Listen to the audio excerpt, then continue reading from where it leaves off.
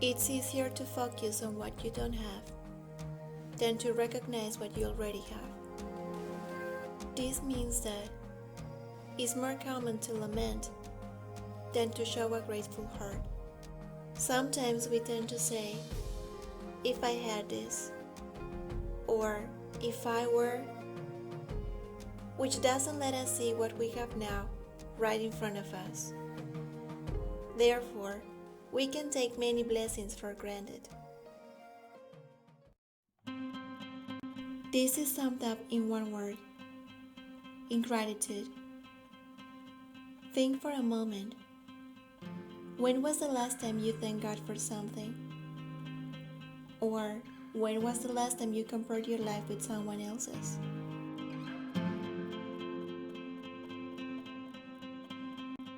Living with an ungrateful heart steals your joy and shows God a wrong attitude.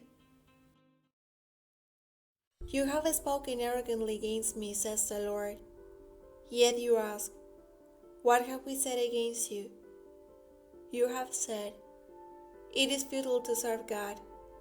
What do we gain by carrying out His requirements and going about like mourners before the Lord Almighty?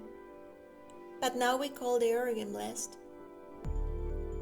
Certainly evildoers prosper, and even when they put God to the test, they get away with it. In other words, having this kind of attitude shows a heart that doesn't honor God. This kind of heart bases its faithfulness to God, depending on what He receives from Him. A grateful heart recognizes that all it has is by the grace of God. This type of person sees in his environment small miracles that are part of a bigger one, life. A grateful person shows amazement for what God does in his life and values every blessing He has given him.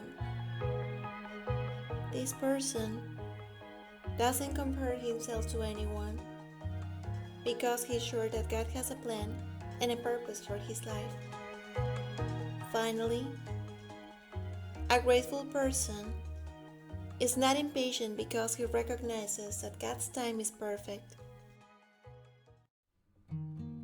The challenge of this week is to write a diary with all the things for which you're grateful to God.